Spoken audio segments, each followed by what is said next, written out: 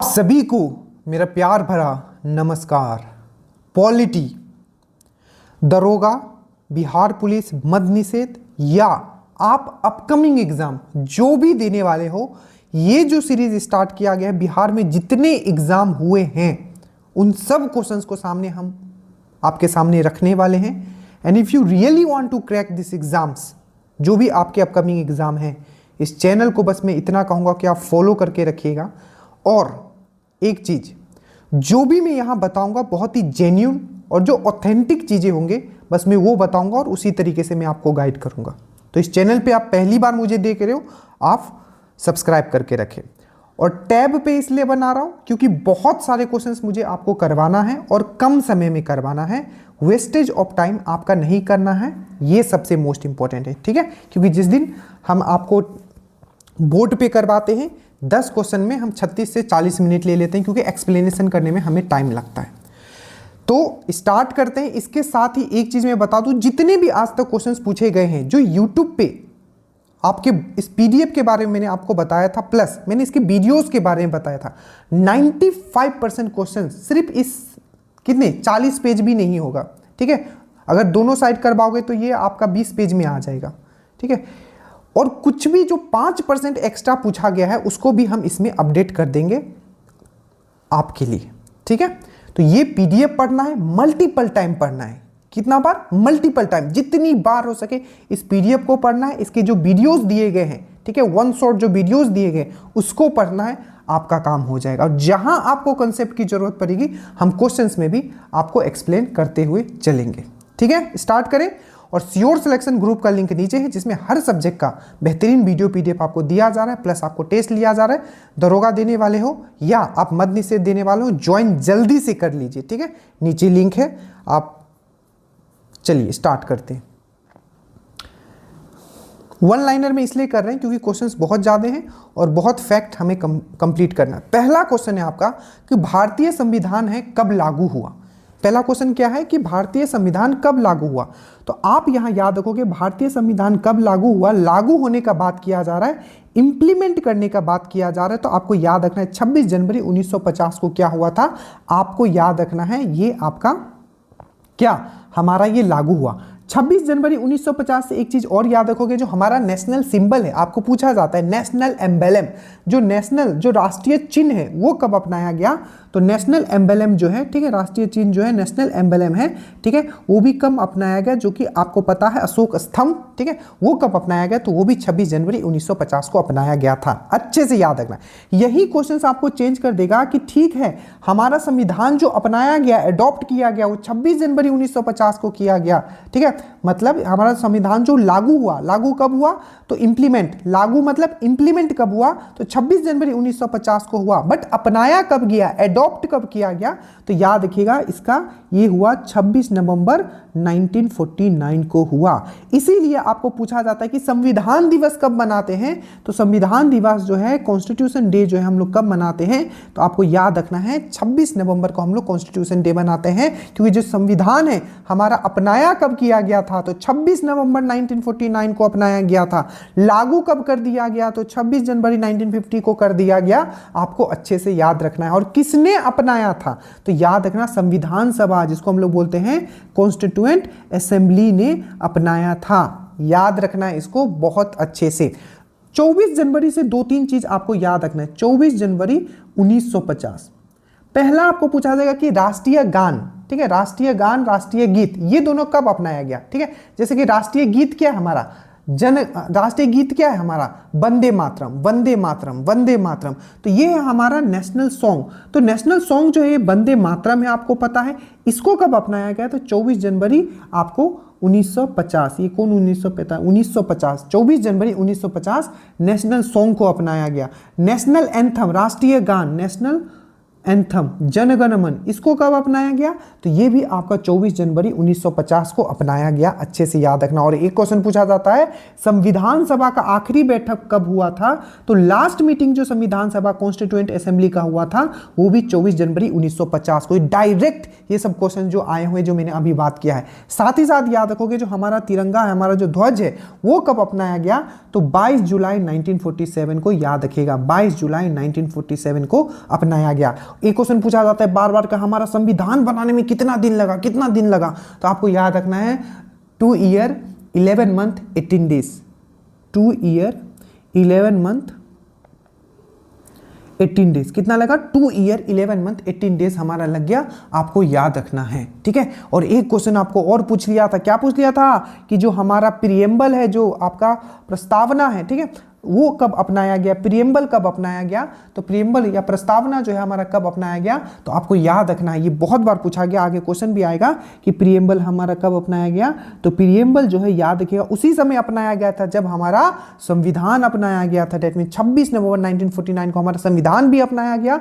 और संविधान का जो पूरा का पूरा मूल विचार है, पूछा जाता है संविधान का मूल विचार किसमें है, स्ट्रक्चर्ड किसमें मेंशन है, तो प्रीएम्बल में है, वो भी उसी दिन अपनाया गया था। समझ में आया? ये सब कर लोगे, आप क्वेश्चन पूछा जाएगा कब क्या अपनाया गया, ठीक है। चलिए, तो ये चीज आपको यहां से इतना, ये सब चीज आपको याद रखना है।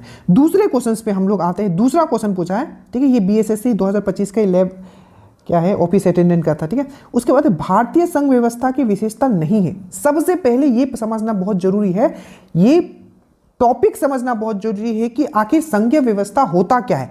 Federal, what is the meaning of federal? Federal government आखिर क्या है? हमेशा याद रखें जब भी हम लोग फेडरल गवर्नमेंट का बात करते हैं तो सिंपल दिमाग में आएगा डिवीजन ऑफ पावर। जहां जिस गवर्नमेंट में डिवीजन ऑफ पावर, ये आपका आएगा, आगे क्वेश्चंस भी आएगा, ठीक है, जहां डिवीजन ऑफ पावर किया जाए, पावर का डिवीजन का बात किया जाए, वो फेडरल सिस्टम होता है, आपको याद रखना। तो क्या फेडरल का गुण हमारे संविधान में है? बोलोगे जी हां हमारे में है, बट पूरी तरीके से हमारा फेडरल नहीं है। हमारा जो है ये अर्ध संघात्मक है, ठीक है, दैट मींस क्वासी फेडरल। एकदम समझते हुए चलना, एकदम सुंदरता से मैं समझाते हुए चलूंगा, आपको मजा आ जाएगा, ठीक है। क्वासी फेडरल है, डेट मींस आपका क्या है, ये अर्ध संघात्मक है, मतलब पूरी तरीके से हमारा संघात्मक नहीं है। कुछ संघात्मक गुण भी है और कुछ एकात्मक गुण है। संघात्मक मतलब फेडरल और एकात्मक मतलब यूनिटरी। तो हमारा जो संविधान है किसका कॉम्बिनेशन है? फेडरल और यूनिटरी का, दोनों का कॉम्बिनेशन है, याद रखिएगा। इसमें दोनों का गुण हमें दिखता है, बट हाँ फेडरल गुण भी हमारे अंदर है। अब फेडरल का अगर हम लोग बात करते हैं तो फेडरल और जो है और यूनिटरी को, इसको एक बार अच्छे से हम लोग समझ लेते हैं। फेडरल मतलब होता है संघात्मक। क्या होता है? फेडरल मतलब होता है आपका संघात्मक, और एकात्मक मतलब यूनिटरी। देखो सबसे पहले याद रखिएगा जो संघात्मक जो है फेडरल सिस्टम, जिसमें संविधान की सर्वोच्चता होती है। जैसे कि हमारे देश में संविधान का क्या है, सबसे ऊपर कौन है? तो संविधान है। सबसे ऊपर कौन है? तो संविधान है। संविधान के नीचे बोलते हैं ना हम लोग, अरे मीडिया का काम क्या है? मीडिया खुद संविधान का फॉलो नहीं कर रहा है। अरे हंसो, हंसने का बात है ये, बोलो क्यों? संविधान खुद, मतलब जो हमारा मीडिया है खुद संविधान को फॉलो नहीं कर रहा है। बोलो कैसे? क्योंकि जो मीडिया है उसको चौथा स्तंभ बोला जाता है। डेमोक्रेसी का चौथा स्तंभ मीडिया को बोला जाता है। पर मीडिया पता है कहाँ है? गटर में है इंडिया का मीडिया। जाके रैंकिंग देख लेना, कमेंट करो, ठीक है। कभी भी ये वीडियो देख रहे हो कमेंट करो कि इंडिया का रैंकिंग क्या है अभी लेटेस्ट आपका प्रेस स्वतंत्रता सूचकांक में, ठीक है। तो याद रखिएगा यहां हमने बोला कि फेडरल मतलब होता है कि पावर का क्या होगा, डिवीजन होगा, ठीक है, ये चीज आपने। तो यहां क्या लिखा है? केंद्र राज्यों में शक्तियों का विभाजन। तो याद रखना केंद्र राज्यों में या शक्तियों का विभाजन का जब बात करते हैं ये किसका है? तो संघात्मक ये लक्षण है, आपको याद रखिएगा। जैसे हमारे यहाँ क्या है, डिवीजन ऑफ पावर है, स्टेट का अपना पावर है, सेंटर का अपना पावर है। बट यहाँ क्या है, सेंटर का अपना पावर है, स्टेट का अपना पावर है, बट सेंटर ज्यादा पावरफुल है कंपेयर टू आपका स्टेट। बहुत सारे ऐसे आर्टिकल है जिसके बारे में हम पहले डिस्कस कर चुके हैं। तो यहां क्या होता है संघात्मक में? केंद्र और राज्यों में शक्ति का विभाजन। दूसरा, संविधान की सर्वोच्चता। हमारे देश में संविधान क्या है? सबसे ऊपर है, याद रखिएगा क्या है? संविधान सबसे ऊपर है। और गार्जियन ऑफ कॉन्स्टिट्यूशन किसको बोला जाता है? संविधान का गार्जियन किसको बोला जाता है? तो सुप्रीम कोर्ट को। क्यों बोला जाता है? क्योंकि ठीक है, आगे क्वेश्चन भी आएगा कि ठीक है संविधान, जो पार्लियामेंट है, जो संसद है, उसके पास पावर है किसका? संशोधन करने का। बट वो कुछ ऐसा संशोधन नहीं कर सकता है जो संविधान का मूल ढांचा, जो मेन स्ट्रक्चर है, उसको ही वो चेंज कर दे। इसीलिए पूछा जाता है कि संविधान का गार्जियन किसको कहा जाता है? तो सुप्रीम कोर्ट को कहा जाता है। संविधान की सर्वोच्चता, केंद्र राज्यों में शक्तियों का विभाजन, ये किसका है? ये फेडरल गवर्नमेंट का बात करता है। स्वतंत्र न्यायपालिका, हमारे यहाँ क्या स्वतंत्र न्यायपालिका है? ठीक है, स्वतंत्र न्यायपालिका है। यहाँ न्यायपालिका में कोई भी क्या होता है? आपका क्या होता है? उसको बांधा नहीं जा सकता है। ऐसा नहीं कि गवर्नमेंट जो बोलेगी हमारा सुप्रीम कोर्ट वही करेगा। तो क्या स्वतंत्र न्यायपालिका है। बट दोहरी नागरिकता नहीं है हमारे अंदर। तो यही बात होता है कि कभी कभी फेडरल सिस्टम फॉलो करता है, बट कहीं कहीं आपका यूनिटरी सिस्टम भी फॉलो करता है हमारे यहाँ। जैसे कि देखो, एकल नागरिकता, ये कहाँ का सिस्टम है? एकल नागरिकता, ये यूनिटरी सिस्टम है। हमारे यहाँ क्या है? एकल नागरिकता है। ऐसा नहीं कि आपका स्टेट का अलग होगा और सेंटर का आपका अलग होगा, समझते हुए चलिएगा, ठीक है। तो याद रखिएगा, यहाँ क्या है? आपका एकल नागरिकता है। तो ये वाला जो पॉइंट हो गया, एकल नागरिकता यूनिटरी में आ गया, दोहरी नागरिकता नहीं है। दोहरी नागरिकता कहाँ है? तो यूएस में क्या है? दोहरी नागरिकता है। स्वतंत्र न्यायपालिका, तो ये जितना भी मैंने बताया आपको क्वेश्चन आएगा स्टेटमेंट बेस, ये सब किसका है? संघात्मक, संविधान की सर्वोच्चता, ठीक है, केंद्र राज्यों में शक्तियों का विभाजन, ठीक है, स्वतंत्र न्यायपालिका और दोहरी नागरिकता, ये संघात्मक सरकार का देन है। एकात्मक में एकल नागरिकता मतलब सिंगल सिटीजनशिप हो, जैसे कि भारत में है और आपका ब्रिटेन में भी है, ठीक है। एक ही संविधान है, ठीक है, एक ही संविधान है हमारे यहाँ, ठीक है। ऐसा नहीं है कि स्टेट के लिए अलग हो और सेंटर के लिए अलग हो, एक ही संविधान है, सबके लिए एक संविधान है, ठीक है। केंद्र को राज्यों के सीमा परिवर्तन का अधिकार, ये क्या होता है? स्पेशल राइट्स दिया गया है, तो ये यूनिटरी में आ जाता है। राज्यपाल की नियुक्ति, अब ध्यान से देना, अगर आपको बोलेगा कि राज्यपाल की नियुक्ति, अपॉइंटमेंट ऑफ गवर्नर, ठीक है, अपॉइंटमेंट ऑफ गवर्नर जो है, ये सिस्टम हमने कहां से लिया है? तो आपको बताना है appointment of governor of system जो लिया है, ये गवर्नमेंट ऑफ इंडिया एक्ट 1935 से लिया है।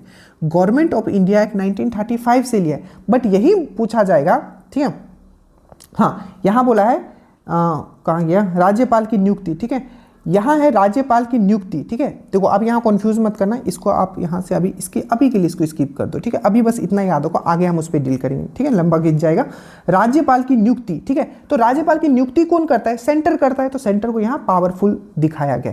संकट काल में राज्यों के अधिकार का निम्नीकरण, मतलब संकट जब भी इमरजेंसी आता है तो स्टेट के पावर को कम कर दिया जाता है। तो ये सब जो है आपका सिंपल समझना कि यूनिटरी गवर्नमेंट जो होता है वो सेंटर को ज्यादा पावरफुल रखना चाहता है, और जो आपका फेडरल गवर्नमेंट होता है ये दोनों में पावर डिवीजन करना चाहता है। अच्छे से याद रखिएगा। चलिए अब यहाँ आइए, यहाँ बात किया गया है कि भारतीय संघीय व्यवस्था में, मतलब भारत का जो फेडरल सिस्टम है उसमें से कौन सा विशेषता नहीं है? तो जो विशेषता है मैंने आपको बताया, संविधान की सर्वोच्चता है, केंद्र राज्यों में शक्तियों का विभाजन है, स्वतंत्र न्यायपालिका है, बट दोहरी नागरिकता हमारे यहाँ नहीं है। तो आपका ये वाला याद रखना है कि डुअल सिटीजनशिप जो है हमारे यहाँ नहीं है। अच्छे से याद रखिएगा। अगर हम लोग सिटीजनशिप के बारे में बात करते हैं तो कौन से भाग में बताया गया है? तो भाग 2 में बताया गया है। आर्टिकल आपका कितना से कितना तक है? तो 5 से लेके 11 तक आपको अच्छे से याद रखना है। डुअल सिटीजनशिप के बारे में हमारे यहाँ इन चीज़ों पे बातें नहीं की गई हैं, याद रखिएगा, ठीक है। उसके बाद है आपका कि संविधान सभा था, अब आ गया संविधान सभा, बहुत इंपॉर्टेंट टॉपिक है, ठीक है। संविधान सभा का जो चुनाव हुआ था वो कब हुआ था? तो याद रखिएगा जुलाई 1947 में हुआ था। कब हुआ था? जुलाई 1947 में क्या होता? संविधान सभा का चुनाव हुआ था। संविधान सभा बहुत अच्छे से मैंने आपको बताया। देखिए, संविधान सभा का बात करें, कॉन्स्टिट्यूएंट असेंबली का हम लोग बात करें, तो हमारा संविधान बनाने के लिए क्या बना था? संविधान सभा बना था, ठीक है। और इस संविधान सभा जो ये बना, ठीक है, ये कौन से मिशन के अंदर बना? पहला क्वेश्चन तो आपको याद रखना है, कैबिनेट मिशन के अंदर। पहला कब? कैबिनेट मिशन के अंदर। कैबिनेट मिशन भारत कब आया था? तो ये मार्च 1946 में आया था, याद रखना, ठीक है। दूसरा क्वेश्चन आपको पूछा जाता है कि कैबिनेट मिशन जो आया था उसमें कितने लोग थे? तो 3 लोग थे। इन तीनों का नाम याद रखने ना, एक ऑप्शन में दे देता है, पूछता है कौन सा नहीं है। तो एवी अलेक्जेंडर। दूसरा नाम याद रखोगे आपका स्टैफोर्ड क्रिप्स, ठीक है, स्टैफोर्ड क्रिप्स। और तीसरा याद रखिएगा पैट्रिक लॉरेंस, जो कि क्या थे? इसके चेयरमैन थे, पैट्रिक लॉरेंस। तो याद रखिएगा एवी अलेक्जेंडर, स्टैफोर्ड क्रिप्स और पैट्रिक लॉरेंस, ये कौन थे? ये कैबिनेट मिशन के क्या थे? आपके मेंबर थे, और जो कि पैट्रिक लॉरेंस कौन थे, इसके चेयरमैन थे। आपको अच्छे से याद रखना है। और साथ ही साथ याद रखना है ये जो आपका संविधान सभा जो बना था कौन से मिशन के अंदर, आपका कैबिनेट मिशन के अंदर। अब जो संविधान सभा का जो इलेक्शन होता है तो क्वेश्चन पूछा जाता है कितने पे एक मेंबर का है, तो 10 लाख पे एक संविधान सभा का मेंबर बना था। तो याद रखिएगा कितना, 10 लाख पे एक आपका मेंबर होगा। ठीक है, याद रखिएगा कितने लोगों पे एक मेंबर था संविधान सभा में, तो 10 लाख लोगों को एक मेंबर रिप्रेजेंट करेगा। जैसे कि अभी एमएलए आप देखते हो, एमपी देखते हो, ठीक है, तो 10 लाख पे एक मेंबर था। संविधान सभा का याद रखिएगा जो आपका ये क्या लिखा है, चुनाव कब हुआ, तो जुलाई 1946 में हुआ। इसका पहला बैठक कब हुआ, तो याद रखिएगा 9 दिसंबर 1946 को इसका पहला बैठक हुआ, बहुत इंपॉर्टेंट है। और अस्थायी अध्यक्ष किनको बनाया गया, तो सच्चिदानंद सिन्हा को, सच्चिदानंद सिन्हा। तो याद रखिएगा पहला बैठक कब हुआ, 9 दिसंबर 1946 दिल्ली में हुआ, ये भी याद रखना। आपको अध्यक्ष किसको बनाया गया, सच्चिदानंद सिन्हा को बनाया गया, ठीक है। और ये अस्थायी अध्यक्ष थे। एक क्वेश्चन पूछा जाता है कि आधुनिक बिहार का जनक किसको कहा जाता है, फादर ऑफ मॉडर्न बिहार, तो याद रखिएगा सच्चिदानंद सिन्हा को ही कहा जाता है। क्यों कहा जाता है, बिहार स्पेशल का मैंने वन शॉट वीडियो दिया है, देख लेना जिंदगी भर, ठीक है। अगर आपको एग्जाम नहीं देना है और इसी बार आपको एग्जाम निकालना है, जितने भी वीडियोस डालना हो जरूर देख लेना। तो सच्चिदानंद सिन्हा को क्या कहा जाता है, आधुनिक बिहार के मतलब आधुनिक बिहार का जन्मदाता कहा जाता है। और इनको क्या बनाया गया था, आपका अस्थायी अध्यक्ष 9 दिसंबर 1946 को बनाया गया था। एक याद रखिएगा, दूसरे हैं राजेंद्र प्रसाद। राजेंद्र प्रसाद को याद रखिएगा स्थायी अध्यक्ष बना दिया गया था। क्या बना दिया गया था, स्थायी अध्यक्ष बना दिया गया था 11 दिसंबर 1946 को। आपको अच्छे से याद रखना है। राजेंद्र प्रसाद से याद रखिएगा, इन्होंने एक बुक लिखा था इंडिया डिवाइडेड, जो बार बार पूछा जाता है। एक बार पूछा था कि जो बिहार स्टूडेंट कॉन्फ्रेंस किसके द्वारा फॉर्म किया गया था, तो 1906 में बिहार स्टूडेंट कॉन्फ्रेंस इनके द्वारा ही फॉर्म किया गया था। एक क्वेश्चन पूछा जाता है कि देश रत्न और अजात शत्रु के नाम से किनको जाना जाता है, देश रत्न प्लस अजात शत्रु के नाम से किनको जाना जाता है, तो राजेंद्र प्रसाद को जाना जाता है। याद रखिएगा क्वेश्चन पूछा जाता है कि असहयोग आंदोलन के समय, नहीं क्वेश्चन ऐसा था कि राजेंद्र प्रसाद ने कब अपना जो वकालत था वो छोड़ दिया था, तो याद रखिएगा नॉन कॉपरेशन असहयोग आंदोलन के समय अपना ये छोड़ दिए थे। और याद रखिएगा जब भारत छोड़ो आंदोलन हुआ था तो इनको कौन से जेल में डाल दिया जाता है, तो याद रखिएगा पटना का बांकीपुर जेल में डाल दिया जाता है। एक क्वेश्चन और पूछा जाता है इनसे कि जो आज़ादी के बाद जो पहला गवर्नमेंट फॉर्म हुआ तो उसमें इनको कौन सा मंत्रालय दिया गया था, तो कृषि, खाद्य और कृषि, that means food and agriculture दिया गया था। ये सब पॉइंट है, अच्छे से याद रखिएगा। इनको क्या कर दिया गया, 11 दिसंबर को इनको परमानेंट प्रेसिडेंट बना दिया गया संविधान सभा में। एक डेट और याद रखोगे, 13 दिसंबर 1946। अब ये कौन सा डेट है, तो ये जो उद्देशिका प्रस्ताव लाया गया था किसके द्वारा, ऑब्जेक्टिव रिजोल्यूशन लाया गया था किसके द्वारा, JL नेहरू के द्वारा। तो पूछा जाता है कि जो उद्देशिका प्रस्ताव जो कि आगे चल के प्रियम्बल का भी रूप लेता है, ठीक है, तो जो उद्देशिका प्रस्ताव है जो JL नेहरू के द्वारा लाया गया था, कब लाया गया था संविधान सभा में, तो 13 दिसंबर 1946 को। और ये पास कब हो गया था, तो 22 जनवरी 1947 को ये पास हो गया था। याद रखना ये सब चीज, ठीक है। उद्देशिका प्रस्ताव कब पास हुआ, 22 जनवरी 1947। कब लाया गया था, 13 दिसंबर 1946। किसके द्वारा लाया गया था, तो JL नेहरू के द्वारा लाया गया था, ठीक है। अब ये इतना मैं क्यों एक्सप्लेन किया, क्योंकि ये सब क्वेश्चंस मेरे दोस्त पूछे गए हैं। अभी आप आगे इसका इफेक्ट, बेनिफिट्स सब आप देखने वाले हो, ठीक है। सो स्टार्ट करें नेक्स्ट। बिल्कुल, तो हमने यहाँ क्या देखा कि जो आपका जो इलेक्शन हुआ था वो कब हुआ था, जुलाई 1946 को हुआ था। आपको अच्छे से याद रखना है। नेक्स्ट है आपका क्वेश्चन नंबर 4, भारतीय संविधान की, ठीक है, आधारभूत विशेषता नहीं है। अब देखो, मतलब नॉट ए बेसिक, जो बेसिक फीचर नहीं है संविधान, मतलब भारतीय संविधान के आधारभूत विशेषता नहीं है संसद की असीम संशोधन शक्ति। अब ये क्या बोलना चाह रहे हैं क्वेश्चन, देखो क्वेश्चन ये पूछा था कि भारतीय संविधान का कौन सा, ठीक है, जो फीचर नहीं है, तो उसमें ऑप्शन में था संसद की असीम संशोधन शक्ति। यही सही होगा, क्योंकि आपको पता है संसद, मैंने अभी समझाया, संसद के पास अमेंड करने का पावर होता है, मतलब संशोधन करने का पावर होता है, जो कि भाग बोलो, भाग नंबर कितना, भाग 20 में बताया गया है। कौन से अनुच्छेद में, 368 अनुच्छेद में, ठीक है। ये अमेंडमेंट कर सकता है समय टू समय, बट याद रखिएगा ये असीमित नहीं, मतलब इसका ऐसा नहीं है कि वो कुछ भी कर लेगा, ठीक है, वही वो संशोधन करेगा जो लोक हित में होगा और संविधान के अनुसार होगा। तो अनलिमिटेड एमेंडिंग पावर नहीं है आपका संसद का, ये चीज आपको याद रखना है, ये बेसिक फीचर में नहीं आता है भारतीय संविधान में। ठीक है, तो याद रखिएगा संविधान संशोधन के बारे में किसके कहां बताया गया है, तो भाग 20 में बताया गया है। कौन से अनुच्छेद में बताया गया है, तो 368 में बताया गया है। कितने तरीका का संविधान संशोधन होता है, तो 3 होता है, आपको अच्छे से याद रखना है। नेक्स्ट आपको याद रखना है जो संविधान संशोधन का जो हमने कंसेप्ट लिया है, ये हमने कहां से लिया है, तो साउथ अफ्रीका से हमने लिया है, ये भी चीज आपको याद रखना है। ठीक है, संविधान संशोधन आगे आएगा तो हर एक संविधान संशोधन को हम लोग डील करेंगे। नेक्स्ट है कि प्रारूप समिति जो था जिसको हम लोग बोलते हैं ड्राफ्टिंग कमेटी, तो उसमें से कौन जो था ड्राफ्टिंग कमेटी का मेंबर नहीं था, उसमें ऑप्शन में आपका दिया हुआ था गांधी जी। अब देखिए ड्राफ्टिंग कमेटी से सबसे पहला क्वेश्चन पूछा जाता है उसमें कितने मेंबर थे, तो 7 मेंबर थे, आपको याद रखना है, जिसमें कि 1 + 6, 1 मतलब एक चेयरमैन थे, चेयरमैन कौन थे, तो B.R. अम्बेडकर थे। कौन थे, B.R. अम्बेडकर थे। और याद रखिएगा ये कब फॉर्म हुआ था, ये भी पूछा गया, प्रारूप समिति कब फॉर्म हुआ था, तो 29 अगस्त 1947, 29 अगस्त 1947 को ये फॉर्म हुआ। इसमें टोटल एक तो B.R. अम्बेडकर इसके चेयरमैन हो गए, 6 लोग कौन थे, तो बड़ा आसान है, मैंने आपको याद कराया, कृष्णा याद रखना, कृष्णा स्वामी अय्यर, गोपाल स्वामी अयंगर। ठीक है, तो कृष्णा स्वामी अय्यर, ठीक है, कृष्णा स्वामी अय्यर, गोपाल स्वामी अयंगर, ठीक है, गोपाल स्वामी अयंगर, कृष्णा स्वामी अय्यर, गोपाल स्वामी अयंगर और के.एम. मुंशी, कृष्णा इसमें भी आता है, के.एम. मुंशी, ठीक है, के.एम. मुंशी। उसके बाद याद रखोगे मोहम्मद सदुल्ला, मोहम्मद सदुल्ला, मोहम्मद सदुल्ला, ठीक है, मोहम्मद सदुल्ला याद रखोगे। और 2 नाम याद रखोगे, माधव राव जो कि किसके जगह आए थे, B.L. मित्तर के जगह आए थे। ठीक है, और एक थे TT. Krishnamachari, TT.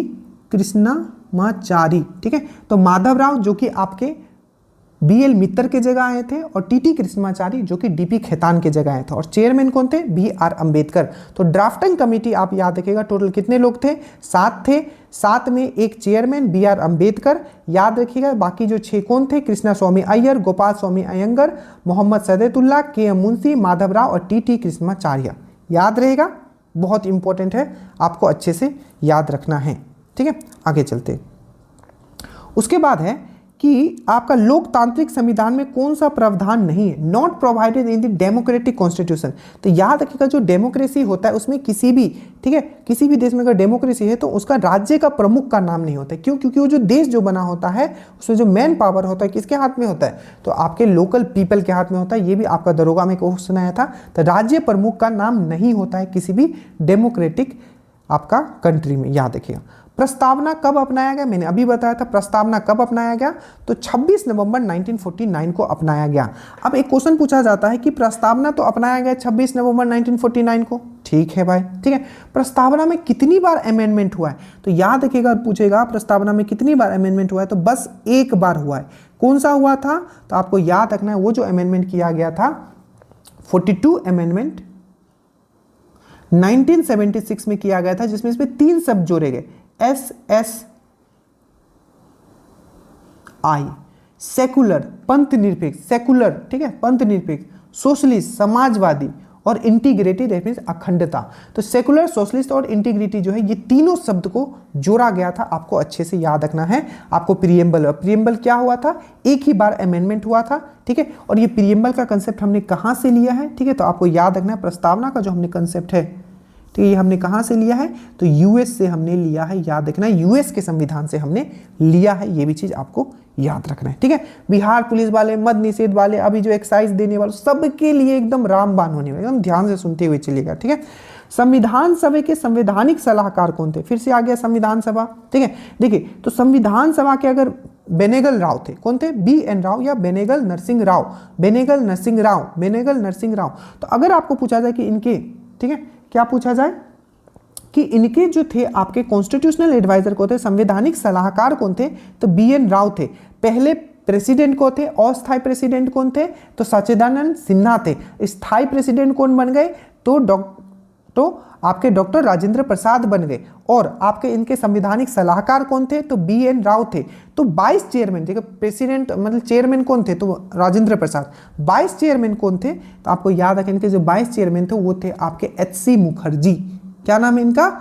HC Mukherjee जो थे इनके 22 चेयरमैन थे, आपको अच्छे से याद रखना है। HC मुखर्जी,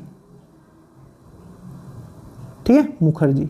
तो HC मुखर्जी जो थे इसके 22 चेयरमैन थे, आपको याद, तो जो भी बताया वो याद रखना, ठीक है। फर्स्ट परमानेंट प्रेसिडेंट कौन बने थे? मैंने बताया था संविधान सभा के फर्स्ट परमानेंट प्रेसिडेंट जो थे संविधान सभा के कौन थे? तो आपको याद रखना है डॉक्टर राजेंद्र प्रसाद थे, आपको याद रखना है, ठीक है। उसके बाद है आपके डॉक्टर राजेंद्र प्रसाद स्थायी अध्यक्ष कब चुने गए थे? तो मैंने बताया था 11 दिसंबर 1946 को चुने गए थे। फर्स्ट रिटन कॉन्स्टिट्यूशन, अगर बोला जाए कि पूरे दुनिया में सबसे पहला रिटन कॉन्स्टिट्यूशन किसका है, तो आपको अच्छे से याद रखना है सबसे पहला जो रिटन कॉन्स्टिट्यूशन है वो जो है आपका किसका है? तो वो है आपका यूएस का है, आपको अच्छे से याद रखना है। किसका है? तो यूएस का है, सबसे पहला रिटन कॉन्स्टिट्यूशन है, ये चीज आपको अच्छे से याद रखना है, ठीक है। अब देखो, अगर हम लोग यहां से बात करते हैं, सबसे कहां गया फर्स्ट, सबसे पहला देखिए, तो ये है आपका यूएस का है, याद रखिएगा। अगर यही क्वेश्चन थोड़ा एक बार पूछ लिया था कि यूएस का जो संविधान है कब इंप्लीमेंट किया गया, जैसे कि हमारा संविधान जो है आपने देखा 26 जनवरी 1950 को इंप्लीमेंट कर दिया गया, अंगीकृत कर दिया गया। इनका कब किया गया था? तो 1789 में किया गया था, याद रखिएगा। इनसे एक क्वेश्चन पूछा जाता है कि बोस्टन टी पार्टी, जब ये देश आजाद हुआ तो जो उसमें पहला माना जाता है जो रेवोल्यूशन हुआ था वो बोस्टन टी पार्टी के थ्रू हुआ था। तो बोस्टन टी पार्टी, ठीक है, अमेरिका में बोस्टन टी पार्टी बहुत बार पूछ लिया है ये वाला क्वेश्चन, ठीक है। कब हुआ था? तो 16 दिसंबर 1773 में हुआ था। बोस्टन टी पार्टी 1773 में हुआ था, याद रखिएगा।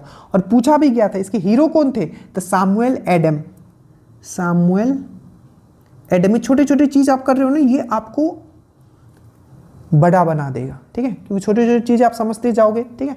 और इन्होंने एक बुक लिखा था, याद रखिएगा, सन्स ऑफ लिबर्टी। यही क्वेश्चन चेंज कर दिया कि दुनिया का सबसे बड़ा लिखित संविधान किसका है? तो आप बोलोगे ये भारत का है, ठीक है। और पहला रिटन किसका था? तो ये यूएस का था। ये भी चीज आपको याद रखना है, ठीक है, याद रहेगा। अब अगर हम लोग यूएस का बात करते हैं तो इनसे हमने क्या क्या लिया है इनके संविधान से? सबसे पहला प्रस्तावना, प्रीएम्बल। दूसरा स्वतंत्र न्यायपालिका, इंडिपेंडेंट जुडिशरी, इंडिपेंडेंट स्वतंत्र न्यायपालिका, इंडिपेंडेंट जुडिशरी सिस्टम जो हो, न्यायपालिका जो हो वो स्वतंत्र हो। यह हमने कहां से लिया है? यहीं से लिया है। प्रीएम्बल, प्रस्तावना, हमने कंसेप्ट कहां से लिया है? यहीं से लिया है, ठीक है। और रिमूवल ऑफ, जो हम लोग प्रेसिडेंट को जो रिमूव करते हैं, प्रेसिडेंट को जो रिमूव करने का बात आता है, जो इंपीचमेंट, कौन से अनुच्छेद में बताया गया? 61 में इंपीचमेंट के बारे में बताया गया। तो उसकी जो प्रक्रिया है ये हमने कहां से लिया? इंपीचमेंट की प्रक्रिया तो हमने यहीं से लिया है। और post of vice president, post of vice president हमने कहां से लिया? ये सब क्यों बता रहा हूं पता है? क्योंकि ये सब क्वेश्चंस आए हुए, आगे देखना। पोस्ट ऑफ वाइस प्रेसिडेंट हमने कहां से लिया? तो ये भी हमने अमेरिका से लिया है। ये भी चीज आपको याद रखना। अभी इतना याद रखिए, आगे चलते हैं। अगला क्वेश्चन है जो आपका बिहार पुलिस मद्य निषेध में आ चुका है, क्या है कि आधुनिक लोकतंत्र, जो मॉडर्न डेमोक्रेसी है, उसका मतलब आप क्या समझते हो? तो याद रखना, एक होता है डायरेक्ट डेमोक्रेसी। डायरेक्ट डेमोक्रेसी में क्या होता है? जैसे कि अभी हम लोग किसको चुनते हैं? अपना एमपी को चुनते हैं, एमपी फिर लोकसभा में जाता है, फिर वहां से क्या होता है? आपका पीएम चुना जाता है, ठीक है। बट जो डायरेक्ट डेमोक्रेसी होता है उसी कंट्री में लागू होता है जहां पॉपुलेशन बहुत कम होता है। हम एमपी को नहीं चुनते, डायरेक्टली हम किसके लिए वोट करते हैं? डायरेक्टली पीएम के लिए वोट करते हैं। तो कम, जहां बहुत ही कम जनसंख्या है, भारत में वो पॉसिबल नहीं, ठीक है। तो याद रखिएगा, मॉडर्न डेमोक्रेसी मतलब आधुनिक लोकतंत्र जो है, इसका परिभाषा क्या होता है? तो याद रखिएगा, प्रतिनिधि, रिप्रेजेंटेटिव डेमोक्रेसी। जैसे कि हमारा जो डेमोक्रेसी वो किस तरीके का डेमोक्रेसी अगर पूछा जाएगा भारत में, तो रिप्रेजेंटेटिव डेमोक्रेसी है, आधुनिक लोकतांत्रिक डेमोक्रेसी। क्यों? क्योंकि हम किसी को चुनते हैं, वो हमें जाके आगे रिप्रेजेंट करता है। तो जो रिप्रेजेंटेटिव डेमोक्रेसी होता है वही आपका मॉडर्न डेमोक्रेसी होता है, ठीक है। एक लाइन है, इस तरीके का लाइन आपको याद रखना पड़ेगा, ठीक है। Law is the command of sovereign, law is the command of sovereign, ये किसके द्वारा कहा गया था? तो जॉन ऑस्टिन के द्वारा ये कहा गया था, आपको याद रखना है, ठीक है। आगे चलिए, उसके बाद है हु इज सॉवरिन। सॉवरिन मतलब आपको समझना जरूर, संप्रभुता। इवन ये वर्ड जो है याद रखिएगा, कौन सा शब्द जो है आपके प्रस्तावना में है, प्रीएम्बल में है, तो सोवरिन भी है, सेकुलर, सोशलिस्ट, ये सब चीज मैंने आपको करवाया है सिर्फ वन शॉट में। देखो तो भारत में who is sovereign in India, तो सोवरिन कौन है, स्वतंत्र कौन है, तो वो है आपका भारत के लोग। इसको समझाता हूं। देखो सोवरिन मतलब क्या होता है कि हमारे देश के जो आम लोग हैं वो किसी के दबाव में नहीं है, स्वतंत्र है। वो क्या है, स्वतंत्र है पूरी तरीके से, किसी के दबाव में नहीं। ऐसा नहीं कि अगर आपको बाहर घूमने जाना है तो आप किसी से पूछ के जाओगे, या आपके लिए उसके लिए कुछ आपको स्पेशल किसी से राइट्स लेने की जरूरत है। हमारा देश किसी के दबाव के अंदर नहीं, हमारे देश के अंदर जो लोग हैं वो किसी के दबाव के अंदर, हम लोग सोवरिन है। तो भारत में संप्रभुता कौन है, संप्रभुत्व है हमारे अंदर। सोवरिन कौन है, द पीपल ऑफ इंडिया, याद रखिएगा, ठीक है।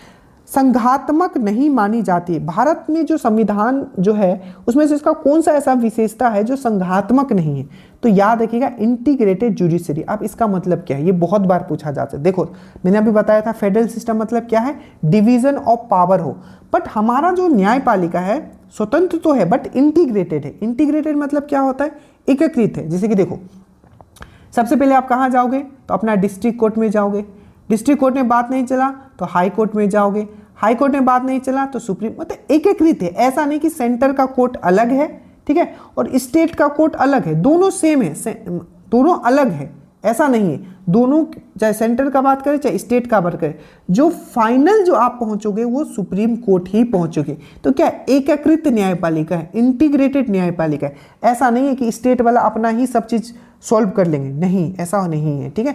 तो क्या हो गया, यहाँ तो पूरा डिवीजन नहीं हो रहा है, पावर का डिवीजन हो रहा है क्या, नहीं, कि नहीं स्टेट के पास अपना बात है सेंटर के पास, नहीं, यहाँ क्या एकीकृत न्यायपालिका है, ठीक है। डिस्ट्रिक्ट में अगर बात नहीं बना तो हाई कोर्ट जाओगे, हाई कोर्ट नहीं जाएगा तो सुप्रीम कोर्ट। तो यही है, यहाँ पूरी तरीके से डिवीजन नहीं किया गया है, एकीकृत है, इंटीग्रेटेड जुडिशरी सिस्टम है। और ये क्या है, ये आपका संघात्मक सरकार का विशेषता नहीं है। समझ में आया, चलो उसके बाद हम लोग बात करते हैं भारतीय संविधान की विशेषता नहीं है, तो क्या है, कमिटेड जुडिशरी, मतलब प्रतिबद्ध न्यायपालिका। प्रतिबद्ध न्यायपालिका मतलब क्या होता है, कमिटेड, कमिटेड मतलब क्या होता है कि ये बंधा हुआ है। तो क्या हमारा जुडिशरी बंधा हुआ है, नहीं, ये क्या है, ये स्वतंत्र है। तो स्वतंत्र न्यायपालिका जो कि हमने यूएस से लिया है, तो यही क्या है, ये गलत है, नॉट ए फीचर, भारतीय संविधान की विशेषता नहीं है, not a feature of Indian constitution. तो कमिटेड जुडिशरी याद रखिएगा। भारतीय संविधान में कुल कितने भाग हैं, देखिए जब हमारा संविधान बना था, ध्यान देना, जब हमारा संविधान बना उस समय 22 भाग थे, ठीक। अभी कितना भाग है, तो आप बोलोगे अभी पहले तो 22 भाग था और अभी जो है अभी टोटल कितने भाग है, तो अभी ऑलमोस्ट 25 भाग है। आपको याद रखना, जब हमारा ये संविधान लागू हुआ था तब आप जो आर्टिकल जो देखोगे, क्या वाला आर्टिकल, तो आर्टिकल भी जो थे उस समय बहुत कम थे, ठीक है। बट अभी देखोगे कितने हैं, जैसे कि उस समय अगर आप देखोगे तो अराउंड जो था आपका आर्टिकल जो था वो था आपका, तो उस समय जो आर्टिकल था वो था 395। अब ये एटलीस्ट आप याद करो, क्योंकि अभी तो क्या हुआ है, आर्टिकल बहुत सारे अमेंडमेंट हुए हैं, तो आर्टिकल में भी सब आर्टिकल, वो उस समय का जरूर याद रखो। उस समय 22 भाग था, ठीक है, कितना था, 22 भाग था। आर्टिकल कितने थे, 395 आर्टिकल थे, ठीक है, और अनुसूची कितने थे, 8 अनुसूची थे। अब अगर हम लोग बात करें तो भाग ऑलमोस्ट 25 हो गया है, आर्टिकल 448 से भी ज़्यादा प्लस हो गया है, और अनुसूची जो है 12 हो गया। अब कौन सा अनुसूची जुड़ा है, पहला अनुसूची 9वां अनुसूची जुड़ा था, जो कि पहला अमेंडमेंट के थ्रू जुड़ा था। कौन सा अमेंडमेंट, तो पूछा जाएगा जो पहला अमेंडमेंट के थ्रू कौन सा अनुसूची जुड़ा, तो पहला अमेंडमेंट के थ्रू 9वां अनुसूची जुड़ा, जो कि 1951 में आपका जुड़ा था, याद रखिएगा, ठीक है। कब, 1951 में पहला अनुसूची जुड़ा, 9वां अनुसूची जुड़ा, जो कि आपका भूमि सुधार से रिलेटेड था, लैंड डिफेक्शन रूल से रिलेटेड था, ठीक है। 10वां अनुसूची फिर कब जुड़ा, जो कि बहुत इंपॉर्टेंट है, दल बदल कानून से रिलेटेड है, पूछा जाता है, 10 मतलब दल बदल कानून से रिलेटेड है, ठीक है। और ये जुड़ा था 52 अमेंडमेंट 1985 से जुड़ा। और 11वां आप सबको पता होगा, पंचायती राज सिस्टम, ठीक है, 11वां जिसे पंचायती राज सिस्टम को आपको संवैधानिक अधिकार दिया गया, ठीक है। और आपका ये पंचायती राज सिस्टम जुड़ा, जो कि आपका कौन सा अमेंडमेंट से जुड़ा था, जल्दी से बताइए, तो 73 अमेंडमेंट, तो ये 11वां अनुसूची था, 73 अमेंडमेंट 1992। और जो 12th अनुसूची जो जुड़ा, जो कि क्या है, म्युनिसिपल कॉरपोरेशन, ठीक है। तो ये पंचायती राज 11वां अनुसूची जुड़ा 73 अमेंडमेंट से, और जो 12th अनुसूची है, क्योंकि 12 अनुसूची है, इसमें क्या था, तो म्युनिसिपल कॉरपोरेशन जो कि 74 अमेंडमेंट से जुड़ा था, याद रखिएगा। तो ये 73 अमेंडमेंट, ये 74 अमेंडमेंट, ये 10वां अनुसूची 52 अमेंडमेंट, और 9वां अनुसूची प्रथम अमेंडमेंट के द्वारा जुड़ा, ठीक है। समझ में आया? यहाँ थोड़ा और साफ लिखने की मैं कोशिश करूंगा, बट टैब, ठीक है, थोड़ा सा ये हो जाता है, बट कोशिश रहिए और बेटर मैं आपको प्रोवाइड करूं, ठीक है। चलो, अभी तक लाइक नहीं किया, एक लाइक आप जरूर कर दें, ठीक है। 34 मिनट हम लोग कर चुके। अब देखिए, ये चीज़ आपको समझ में आ गया होगा, आगे चलते हैं। नेक्स्ट है कि जो साइमन कमीशन, आपको पता है साइमन कमीशन को और किस नाम से जाना जाता था, व्हाइट कमीशन के नाम से जाना जाता। पूछा कि इसने अपना रिपोर्ट कब दिया था, याद रखना 1930 में। बहुत लोग इसमें गलती करेंगे। देखो, साइमन कमीशन का अगर हम लोग बात करें तो ये 1927 में आया था। कब आया था? ये 1927 में आया था, ठीक है, मतलब आया नहीं था, सॉरी, ठीक है। इसका जो फॉर्मेशन ब्रिटेन में जो फॉर्मेशन किया गया था, ये 1928 में किया गया था, ठीक है, सॉरी, लोड दिमाग पे हो गया लग रहा है, ठीक है। तो 1927 में क्या किया गया था, इनको मतलब यूके में इसको फॉर्म किया गया था। भारत कभी आया था? 1928 में आया था। और रिपोर्ट इसने कब दिया? 1930 में दिया। तो याद रखें, भारत 1928 में आया था, रिपोर्ट इसने कब दिया? 1930 में दिया। आपको याद होगा कि साइमन जब आया था, साइमन कमीशन, ठीक है, टोटल इसमें मेंबर कितने थे, ये एक बार पूछ लिया, बहुत लोगों ने इसमें गलती किया था। याद रखें, इसमें भी जो टोटल मेंबर थे 7 थे, ठीक है। और जो इसके चेयरमैन थे उनका नाम था सर जॉन साइमन। क्या था? Sir John Simon. क्या था? सर जॉन साइमन उनका नाम था, ठीक है। और याद रखिएगा, इसी समय गो बैक बोलते हैं ना, गो बैक का नारा लगाया जाता है, go back Simon, go back Simon. इसी समय क्या होता है, लाला लाजपत राय का देहांत हो जाता है, या उनको लाठी से सर पे मार मार के उनको मार दिया जाता है। कब? आपका 17 नवंबर 1928 में, ठीक है। लाला लाजपत राय से एक बुक लिखा गया जो बार बार आपको पूछा जाता है, अनहैप्पी इंडिया, अनहैप्पी इंडिया, और इनको पंजाब केसरी के नाम से भी जाना जाता है। इसको व्हाइट कमीशन भी बोला गया था, क्यों? क्योंकि इसमें एक भी भारतीय नहीं थे, टोटल 7 के 7 जो लोग थे वो बाहर के ही लोग थे, आपके याद रखना है, ठीक है। तो कब इसने रिपोर्ट दिया? 1930 में इसने रिपोर्ट दिया, आपको अच्छे से याद रखना है। नेक्स्ट है कि जो स्वतंत्र भारत का जो प्रथम शिक्षा मंत्री, मैंने आपको बताया था जब हमारा देश आज़ाद हुआ तो पहला मंत्रिमंडल बना, उसमें आपको याद रखना है जो आपका एजुकेशन मिनिस्टर थे, एजुकेशन मिनिस्टर। तो एजुकेशन मिनिस्टर जो थे ये थे आपका मौलाना अबुल कलाम आज़ाद। कौन थे? मौलाना अबुल कलाम आज़ाद। अब इनसे 2-3 क्वेश्चन और पूछा गया। क्वेश्चन पूछा जाता है, एक पत्रिका निकाला गया था अल हिलाल, तो अल हिलाल पत्रिका किनके द्वारा निकाला गया था? तो याद रखिएगा, अल हिलाल पत्रिका इनके ही द्वारा निकाला गया था। एक क्वेश्चन और पूछा गया, अल हिलाल कब इन्होंने निकाला था? तो 1912 में निकाला था। एक क्वेश्चन पूछा जाता है कि जो हमारा इंडियन नेशनल कांग्रेस है उसका सबसे लंबे समय तक, ठीक है, प्रेसिडेंट कौन रहे थे? तो याद रखिएगा, वो यही रहे थे, 1940 से 1945 तक रहे थे, ठीक है। और इसीलिए आपको याद होगा 1940 से बिहार में एक सेशन हुआ था रामगढ़ में, रामगढ़ में, ठीक है। तो रामगढ़ में जो सेशन हुआ था 1940 में, वो उसमें भी यही थे, और सबसे लंबे समय तक प्रेसिडेंट कौन रहे? वो यही रहे। एक क्वेश्चन याद रखिएगा, सबसे युवा प्रेसिडेंट भी कौन रहे आपका इंडियन नेशनल कांग्रेस का? तो वो भी यही रहे, 1923 वाला, जो कि आपका दिल्ली में हुआ था। और ये क्या थे? तो हमारे प्रथम एजुकेशन मिनिस्टर थे। इसीलिए इनका जो जन्मदिन है 11 नवंबर को हम लोग राष्ट्रीय शिक्षा दिवस के रूप में मनाते हैं। तो 11 नवंबर जो है राष्ट्रीय शिक्षा दिवस के रूप में हम लोग मनाते हैं। कुछ इंपॉर्टेंट याद रखिएगा, आपको पूछा जाएगा कि रेलवे एंड ट्रांसपोर्ट मिनिस्टर कौन थे जो पहला सरकार बना? रेलवे एंड ट्रांसपोर्ट, तो जॉन मथाई। क्या याद रखोगे? जॉन, जो पूछा गया है, थोड़ा मैं उसको बस करवा दे रहा हूँ, जॉन मथाई। दूसरा आपको पूछा जाता है कि लेबर मिनिस्टर कौन थे? तो 2 नाम याद रखना है जो 2 बिहार से थे। एक थे आपके बाबू जगजीवन राम, बाबू जगजीवन राम। तो बाबू जगजीवन राम को क्या मिला था? तो आपको लेबर मिनिस्ट्री मिली थी, श्रम मंत्रालय मिला था, लेबर मिनिस्ट्री, बाबू जगजीवन राम को। जॉन मथाई को आपका रेलवे एंड ट्रांसपोर्ट मिला था। क्या मिला था? रेलवे एंड ट्रांसपोर्ट मिला था। नेक्स्ट अगर मैं बात करूं, आपका जेएल नेहरू अभी नहीं, राजेंद्र प्रसाद को क्या मिला था? तो खाद्य एंड कृषि, food and agriculture, food and agriculture. और हमारे फाइनेंस मिनिस्टर कौन थे? याद करो, तो फाइनेंस मिनिस्टर थे आर के संगमुखन सेठी, आर के संगमुखन सेठी, आर के समुखन सेट्टी, आर के समुखन सेट्टी, याद रखिएगा। और हमारे लॉ मिनिस्टर कौन थे? तो B R Ambedkar, law minister, ठीक है, विधि जिसके अंदर में आता था, लॉ मिनिस्टर कौन थे? तो ये सब चीज याद रखना जो मैंने अभी आपको करवाया है, ठीक है। चलिए, तो ये हो गया मौलाना अबुल कलाम आजाद। इसमें कितने क्वेश्चंस आप करोगे ना, आप काउंट ही नहीं कर पाओगे। और एक चीज, मैं सिर्फ ज्ञान नहीं दे रहा हूँ आपको, ठीक है, फैक्ट्स कनेक्ट कर दे रहा हूँ जो एग्जाम में पूछे गए, ये बहुत इंपॉर्टेंट है। भारत का संविधान कब अपनाया गया? ठीक है, तो 26 नवंबर 1949 को अपनाया। भारत एक राष्ट्र है, इंडिया इज ए नेशन। तो इंडिया कैसा नेशन है? तो उसमें बहुत सारे दिए हुए थे कि रिलीजियन नेशन है, ठीक है। तो याद रखिएगा, भारत जो एक पंथ निरपेक्ष है। पंथ निरपेक्ष है मतलब यहाँ कोई रिलीजन नहीं, बोलते हैं ना, जैसे कि पाकिस्तान क्या एक इस्लामिक कंट्री है, क्या है, एक इस्लामिक कंट्री, पर हमारा देश कोई इस हिसाब से नहीं है, ठीक है।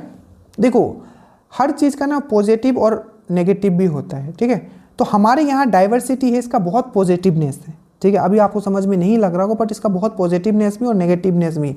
नेगेटिव तो कुछ नहीं है, आप अगर रूल प्रॉपर बना दिया जाए सही जगह तो कुछ नेगेटिव नहीं है, ठीक है। बट याद रखिएगा, भारत एक राष्ट्र है, क्या है आपका, एक सेकुलर है, पंथ निरपेक्ष है, याद रखिएगा। उसके बाद है आपका, भारत संविधान का विचार सर्वप्रथम किसने दिया था? ये बहुत सर जस्ट इसका क्वेश्चन थोड़ा ट्विस्ट भी कर सकता है, आपको यहाँ लिखा हुआ आ सकता है, ठीक है, कि भारतीय संविधान का विचार सर्वप्रथम किसने दिया, या आपको पूछा जाता है कि जो संविधान सभा का जो ख्याल है सबसे पहले किसको आया? तो दोनों में मारोगे आप एम एन रॉय। क्या मारोगे? M N Roy. फादर, एक और इनसे क्वेश्चन पूछा जाता है कि फादर ऑफ इंडियन कम्युनिज्म, भारतीय, ठीक है, भारतीय कम्युनिज्म का पिता किसको कहा जाता है? ठीक है, तो भारतीय कम्युनिज्म का फादर ऑफ इंडियन कम्युनिज्म किसको कहा जाता है? तो आपको याद रखना है, वो भी एम एन रॉय को कहा जाता है। और संविधान सभा का 1934 में सबसे पहले किसने डिमांड किया था? तो याद रखिएगा, 1934 में पूछा जाता है, 1934 में सबसे पहले, ठीक है, संविधान सभा का किसने डिमांड किया था? तो एम एन रॉय ने ही किया था, आपको याद रखना है, ठीक है। एक क्वेश्चन आया था कि भारतीय संविधान के संदर्भ में कौन सा सही है? ऑप्शन में लिखा हुआ था it is blend of various constitution, ये विभिन्न संविधानों का मिश्रण है। बिल्कुल है, जैसे हमारा संविधान है, देखोगे हर एक चीज कहीं से ना कहीं से लिया गया है, ठीक है, कहीं ना कहीं से लिया गया है।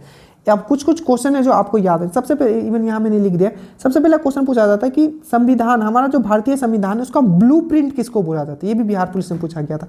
तो गवर्नमेंट ऑफ इंडिया एक्ट, ठीक है, गवर्नमेंट ऑफ इंडिया एक्ट जो 1935 है, इसको याद रखिएगा, भारतीय संविधान का ब्लूप्रिंट कहा जाता है। ब्लूप्रिंट कहा जाता है, ये चीज आपको अच्छे से याद रखना है। किसको ब्लूप्रिंट कहा जाता है भारतीय संविधान का? तो आपका इनको ही कहा जाता है, आपको याद रखना है, गवर्नमेंट ऑफ इंडिया एक्ट 1935 को कहा जाता है, ठीक है। अलग अलग देश से हमने अलग अलग चीजें लिए हैं, ठीक है। एक बार आप देखना चाहोगे, एक बार हम लोग कर लेते हैं उसको, ठीक है, क्योंकि बाकी तो आगे तो वो आएगा ही सोर्स ऑफ कॉन्स्टिट्यूशन में।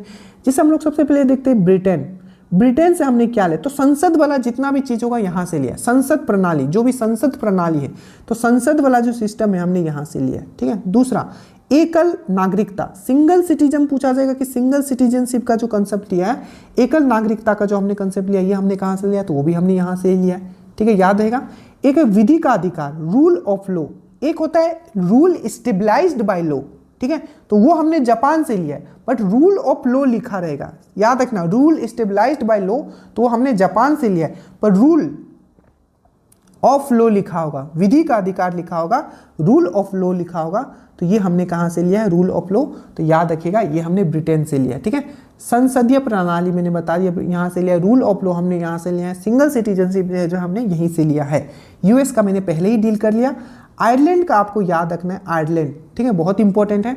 एक क्वेश्चन है नॉमिनेशन, राज्यसभा में क्या होता है? बहुत लोग चयनित होकर आते हैं, बहुत लोग मनोनीत होकर आते हैं। तो ये जो कंसेप्ट है, राज्यसभा में लोगों को मनोनीत करके जो भेजा जाता है, ये हमने कहां से लिया है? Nomination of member of Rajya Sabha, तो आयरलैंड से।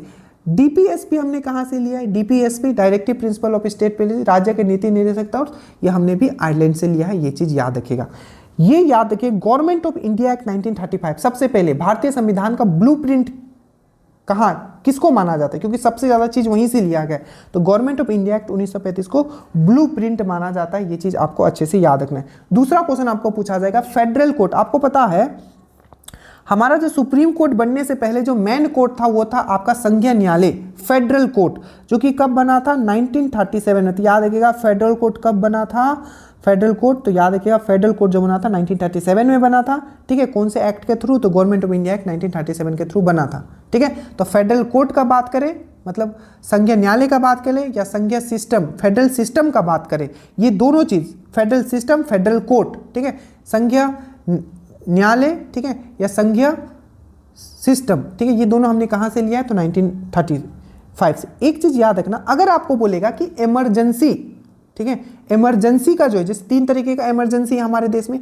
तो इमरजेंसी का जो कंसेप्ट है ये हमने कहां से लिया है, तो इमरजेंसी का जो कंसेप्ट है, ठीक है, आपातकाल का जो कंसेप्ट हमने कहां से लिया है, ये आपका गवर्नमेंट ऑफ इंडिया एक्ट 1935 से लिया। बस सेम क्वेश्चन आपको ट्विस्ट कर देगा और पूछेगा कि इमरजेंसी के समय फंडामेंटल राइट को खत्म कर दिया जाए, ये सिस्टम हमने कहां से लिया है, तो ये हमने लिया है कहां से, जर्मनी से। सिर्फ इमरजेंसी का concept government of India act 1935, और इमरजेंसी के समय फंडामेंटल राइट्स का अंत ये कहां से लिया है, तो जर्मनी से। Emergency simple government of India act. चलो इतना देखते, थोड़ा फिर और आगे देखते रहेंगे, चीज़ों को कंप्लीट करते रहेंगे। ठीक है, 24 नंबर पे आते हैं। भारतीय संविधान का किसने अंगीकृत किया था, मतलब भारतीय संविधान को किसने अपनाया था, यहाँ पूछा गया है। तो भारतीय संविधान को जो अपनाया गया था, याद रखिएगा किसके, संविधान सभा के द्वारा, ये मैंने पहले ही बता दिया आपको। ठीक है, उसके बाद भारतीय संविधान की विशेषता नहीं है अनरिटन कॉन्स्टिट्यूशन। क्या हमारा संविधान अनरिटन है, नहीं जी, हमारा संविधान तो रिटन है और लिखा हुआ सबसे बड़ा संविधान है। तो उसमें ऑप्शन में दिया था कि हमारा संविधान अनरिटन है, नहीं, हमारा संविधान लिखा हुआ है। ठीक है, अच्छे से याद रखिएगा। ठीक है, और हमारा संविधान क्या है, संप्रभुता है। संप्रभुता मतलब सोवरीन है। तो क्या हमारा संविधान सोवरीन है, हमें सोवरीन की शक्ति देता है, बिल्कुल, हम किसी के अंदर नहीं। सोशलिस्ट है, समाजवाद है। समाजवाद मतलब ऐसा नहीं कि पैसा सिर्फ एक के पास इकट्ठा होते रहेगा, सबके पास इक्वल इक्वल समाज। संविधान इस तरीके से बोलता है कि जो हमारा समाज हो, क्या हो, वो समाजवादी हो। ठीक है, सेकुलर मैंने बताया, पंथ निरपेक्ष हो, डेमोक्रेटिक हो और रिपब्लिक हो। रिपब्लिक मतलब वहाँ जो मेन पावर जिसके हाथ में होगा उस देश का, वो लोगों के द्वारा चुना जाएगा, वो आपका वंश के द्वारा चुना नहीं जाएगा, जैसे किंग के जैसे नहीं चुना जाएगा। ठीक है, एक है कि भारतीय संविधान का सही कथन है, तो रिटन है और फेडरल है, मतलब लिखित भी है और संघीय भी है। तो क्या ये सही है, बिल्कुल सही है। उसके बाद है संविधान में कितने समय लगा था, मैंने बता दिया 2 साल 11 महीना 18 दिन लगा था, आपको अच्छे से याद रखना है। ये अमीन में आया था 2005 में। उसके बाद है कि संविधान को कब अंगीकृत किया गया। अब देखो एक बार कंप्लीट कर लिए तो देखो आप चीज़ें इजी। 26 नवंबर को अंगीकृत किया गया था और लागू 26 जनवरी 19। ये दोनों लिखा हुआ था, पता है, वो घुमा घुमा के। तो याद रखना, जो अंगीकृत किया गया था और जो मतलब एडॉप्ट जो किया गया था, वो किया गया था 1949 को, और जो लागू किया गया था वो किया गया था 1950 को। ये क्या है, फेडरेशन विद सेंट्रलाइजिंग टेंडेंसी, ये किसने कहा था, तो केसी वियर ने कहा था। आपको डायरेक्टली याद रखना, इसमें कुछ नहीं होता है। ठीक है, फेडरेशन विद सेंट्रलाइजिंग टेंडेंसी किसने कहा था, तो केसी वियर ने कहा था। ठीक है, लोकतंत्र एवं न्याय का सर्वोच्चता किन देशों से लिया गया है, मतलब लोकतंत्र डेमोक्रेटिक सिस्टम, जो भी भारत में जो डेमोक्रेटिक सिस्टम चलता है, कैसा चलता है, संसदीय प्रणाली चलता है। तो ये हमने कहाँ से लिया है, तो ब्रिटेन से लिया है। और न्यायिक सर्वोच्चता, न्याय का जहाँ बात आया, ठीक है, वो हमने कहाँ से लिया है, न्यायपालिका का जब बात आता है, सर्वोच्च न्यायपालिका हो, या याद देखिएगा जुडिशियल रिव्यू भी कंसेप्ट हमने कहाँ से लिया है, जुडिशियल रिव्यू, न्याय पूर्वावलोकन, न्याय का बात आए यूएसए, न्याय पूर्वावलोकन जुडिशियल रिव्यू का हमने कंसेप्ट कहाँ से लिया है, न्याय पूर्वावलोकन के पास। इसे एक और क्वेश्चन पूछा गया था, याद रखिएगा क्वेश्चन था कि न्याय पूर्वावलोकन जो है जुडिशियल रिव्यू है, क्या ये सिर्फ सुप्रीम कोर्ट के पास है, क्या ये हाई कोर्ट के पास है, या दोनों के पास है। याद रखना, ये दोनों के पास होता है, high court plus supreme court दोनों के पास होता है। ये क्या है मैं पढ़ा चुका हूँ, अभी इतना याद रखना। जुडिशियल रिव्यू भी हमने कहाँ से लिया, यूएस से लिया है। सर्वोच्चता, न्यायपालिका की सर्वोच्चता, न्यायपालिका की स्वतंत्रता, ये सब हमने कहाँ से लिया है, यूएस से लिया है। बाकी जो लोकतंत्र है, संसद है, ये सब हमने ब्रिटेन से लिया है, याद रखिएगा। प्रीएम्बल हमने कहाँ से लिया है, यूएस से लिया है, याद रखिएगा। मौलिक अधिकार का स्रोत क्या है, तो मौलिक अधिकार हमने कहाँ से लिया है, देखो इस तरीके से ये इस तरीके से दिया होता है, तो हमने यहाँ लगा दिया। मौलिक अधिकार हो गया, राज्य का नीति निर्देशक तत्व हो गया, संसदीय सरकार हो गया, केंद्र राज्य संबंध। देखो सबसे पहले मौलिक अधिकार हमने कहाँ से लिया है, यूएस से लिया है। यूएस से लिया है तो इसका क्या हो जाएगा, ए का जो हो जाएगा आपका क्या हो जाएगा, ए का जो हो जाएगा आपका यहाँ, ए का क्या हो जाएगा, अमेरिका का अधिकार 4 से हमने लिया है, ए का 4 हो जाएगा। राज्य का नीति निर्देशकता तो मैंने अभी बताया था। डीपीएसपी हमने कहाँ से लिया है, तो ये आयरलैंड से लिया है, ठीक है। उसके बाद हमने बताया संसदीय सरकार हमने कहाँ से लिया है, तो ये हमने ब्रिटेन से लिया है, ठीक है। और कनाडा से याद रखना, केंद्र राज्य संबंध हमने कनाडा से लिया है, ठीक है। और याद रखना अपॉइंटमेंट ऑफ गवर्नर, ठीक है, बाय सेंटर, ये भी हमने कहाँ से लिया है, आपका कनाडा से लिया है, ठीक है। तो ये हमने कनाडा से लिया है, ठीक है। तो वही था, तो मैंने आपको पूरा यहाँ से वो देखो आ गया। जुडिशियल रिव्यू का सबसे पहले जुडिशियल रिव्यू कहाँ ओरिजिनेट हुआ था, कहाँ से जुडिशियल रिव्यू का कंसेप्ट कहाँ आया था, तो यूएसए में आया था। आपको अच्छे से याद रखना है, जुडिशियल रिव्यू का जो कंसेप्ट है कहाँ से आया, तो ये यूएसए से आया है, आपको अच्छे से। और भारत भी जुडिशियल रिव्यू का कंसेप्ट कहाँ से लिया, यूएसए से। और जो न्यायपूर्वक है ये high court and supreme court दोनों के पास रहता है, याद रखना।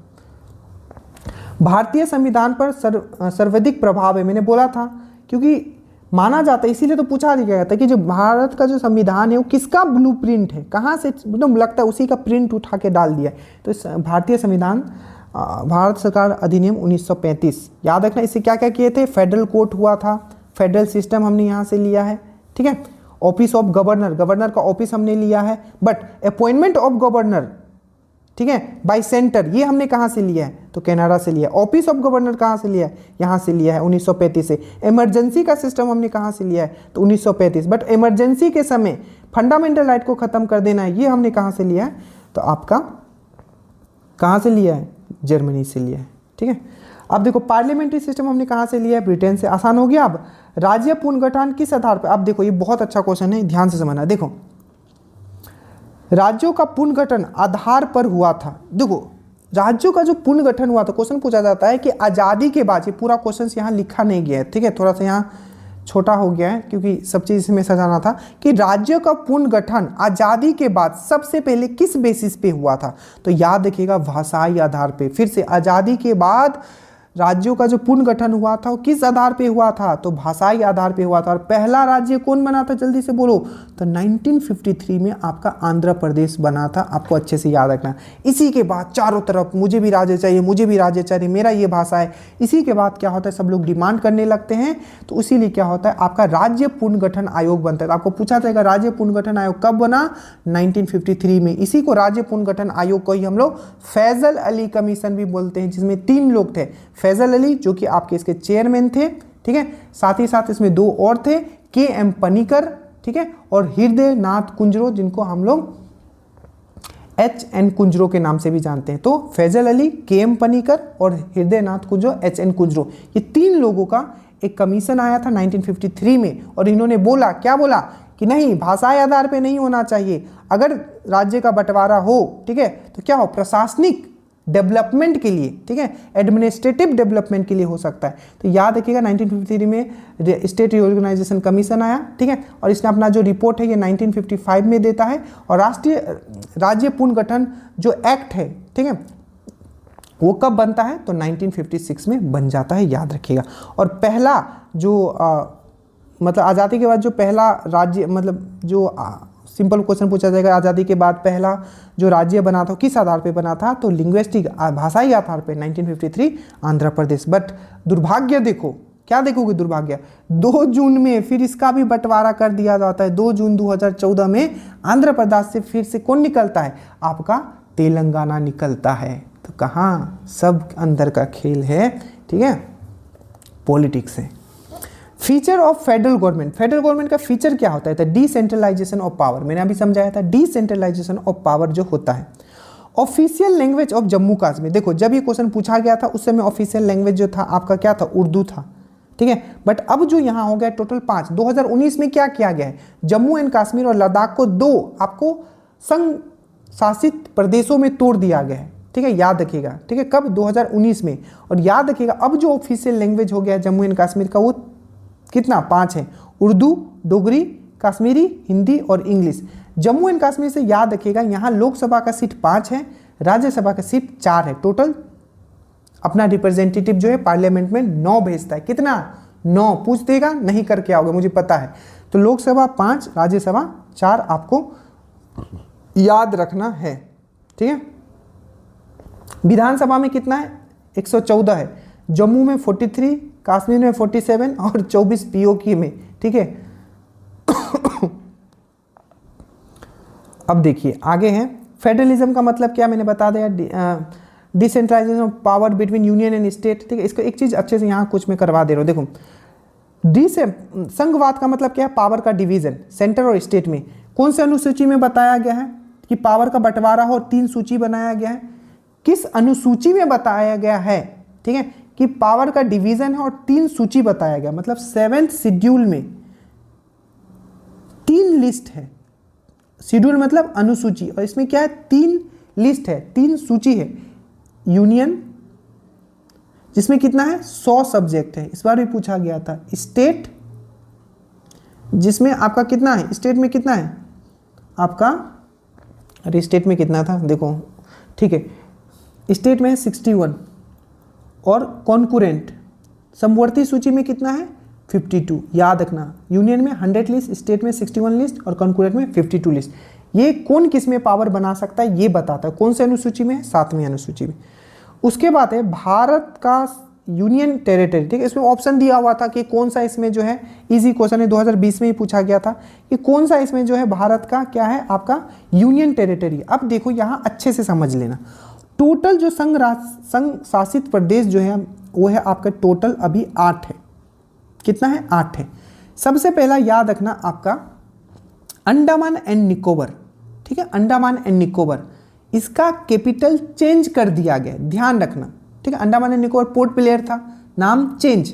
अब जो पोर्ट ब्लेयर का नाम जो होगा वो होगा श्री विजयपुरम। अच्छे से याद रखिएगा, भूल जाओगे आप और वहाँ कन्फ्यूज करोगे, श्री विजयपुरम। तो अंडमान एंड निकोबर पहला हो गया, जो कि श्री विजयपुरम इसका कैपिटल हो गया है। और याद रखिएगा जो हमने बताया था कि स्टेट रीऑर्गेनाइजेशन कमीशन आया था, ठीक है, उसी के थ्रू इसको एक यूटी का दर्जा दिया गया था। किसको, आपका अंडमान एंड निकोबर को। आपको पता है, मैंने पढ़ाया है कि स्टेट रीऑर्गेनाइजेशन जब से आने से पहले पूरा जो था, जो स्टेट था ABCD में बटा हुआ था, ग्रुपों में बटा हुआ था, उसको हटा के फिर स्टेट आया।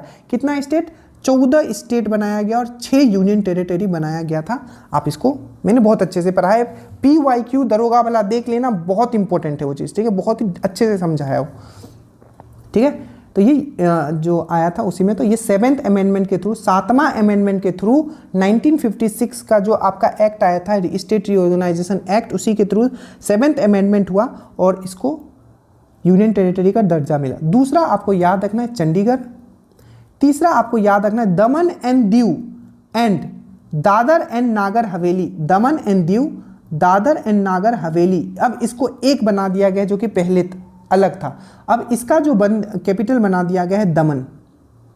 याद रखना दमन एंड दीव जो है, ठीक है, दमन एंड दीव जो है इसको 10th अमेंडमेंट के थ्रू, 10वां अमेंडमेंट के थ्रू इसको यूटी का दर्जा दिया गया था।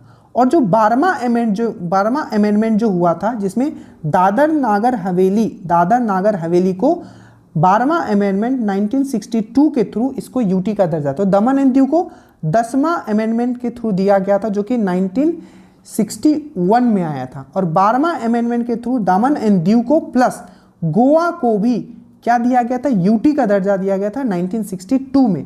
बट आपको पता है, जो बार बार क्वेश्चन पूछा जाता है कि गोवा को 25वां राज्य का दर्जा दे दिया गया था, आपको पता है आपका 56 अमेंडमेंट 1987 के द्वारा, ठीक है, 56 अमेंडमेंट 1987 के द्वारा फिर से गोवा को एक स्टेट बना दिएगा। बट उससे पहले वो क्या था कि यूटी था 1962 के थ्रू, ठीक है। तो ये 1 हो गया, 2 हो गया, 3 हो गया, ठीक है, दमन एंड दीव हो गया। उसके बाद आपको पता होगा दिल्ली, जिसका कैपिटल न्यू दिल्ली, इसका कैपिटल न्यू दिल्ली, ठीक है, दिल्ली का न्यू दिल्ली, ठीक है। और उसके बाद है आपका लद्दाख हो गया, ठीक है, उसके बाद जम्मू एंड कश्मीर हो गया, उसके बाद लक्षद्वीप हो गया, ठीक है, और उसके बाद आपका पुडुचेरी हो गया। ये हो गया टोटल आपका। तो इसमें कुछ कुछ चीज़ें जो आपको मैं बता देता हूँ, ठीक है, ऐसे थोड़ी ना छोड़ दूंगा, हाँ पढ़ दिया, चीटिंग नहीं, ठीक है। तो इसके बाद मैंने बात किया दिल्ली को याद रखिएगा 69 अमेंडमेंट 1991 के थ्रू यूटी का दर्जा दिया गया है, पूछा गया है, ठीक है। दिल्ली को 69 अमेंडमेंट 1991 के थ्रू यूटी का दर्जा दिया गया, 69। लद्दाख आपको पता है, लद्दाख एंड जम्मू एंड कश्मीर, अब ये 2 है। लद्दाख का कैपिटल क्या है, मतलब हाँ, लेह एंड कारगिल, ले एंड कारगिल, ठीक है। एडमिनिस्ट्रेटिव कैपिटल दो है इसका, ले एंड कारगिल, प्रशासनिक कैपिटल।